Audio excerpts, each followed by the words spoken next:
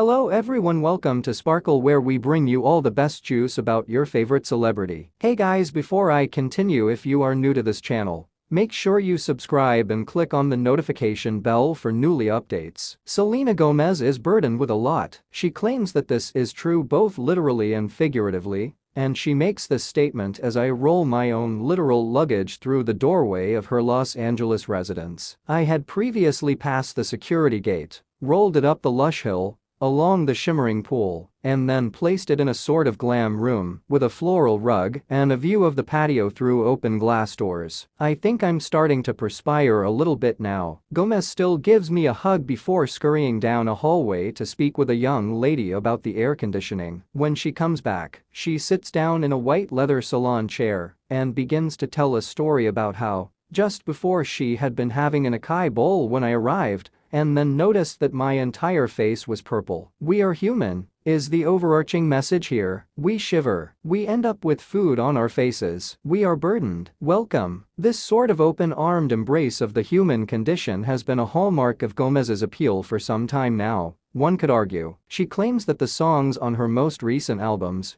came about through some sort of alchemy of emotional messiness, Chinese food, and serious dishing, spanning an emotional register that starts at personal and finishes somewhere around crushingly honest. The producers asked me how I was when I walked in one day. I said, I want a boyfriend. At that point, they asked, oh, should we write about this? I replied, yeah, and that's the entire song. I want a boyfriend, she sings in Boyfriend, a standout track from 2020's superb Rare album, which follows a years-long trend of dealing with her emotions while delivering catchy pop tunes. Then there's her acting, specifically her capacity to ground any project in which she appears. For example, she added a dash of decency to Spring Breaker's moral quagmire, provided a clear-eyed explanation of synthetic CDOs in The Big Short, and provided the sardonic, laconic counterpoint to Martin Short and Steve Martin's comedic fizz in Only Murders in the Building. Short explains that her comedic underplaying and looking at us like we were two crazy old men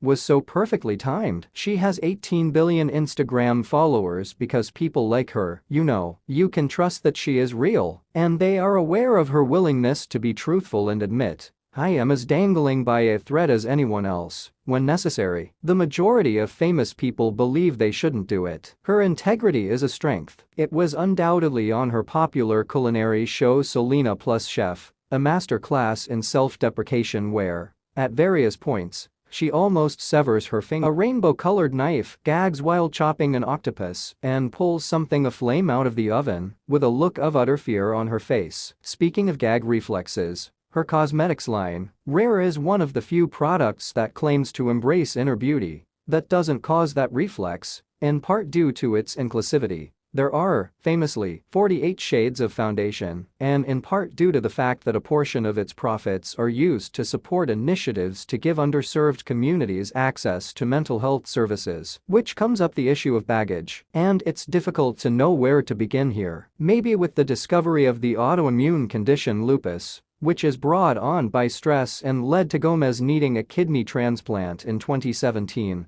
However, the transplanted kidney managed to flip itself over, severely damaging an artery and necessitating a hastily scheduled 6-hour surgery, during which she very well might have died. So, that's even if it weren't coupled with a string of highly publicized breakups with celebrities like Justin Bieber and The Weeknd, and a bipolar disorder diagnosis, which she first revealed to the world on an episode of Miley Cyrus's Instagram live show, Bright Minded, in 2020. She would still have a lot to be proud of. She also made random appearances to declare her dislike of crap, make pleas for compassion and decency, and complain about the negative effects of social media, while at one point amassing more Instagram followers than any other person on the planet, a minfic, if there ever was one. It's hard to imagine any famous person who has resented the trappings of fame with such relatability, who has appeared to be so deeply tormented, and who has so powerfully resisted tears on so many stages. I'm not a cute crier, she has been heard to declare, although of course she is. In fact, the term authentic is used in relation to Gomez so frequently that it might be assumed that the depths have already been explored.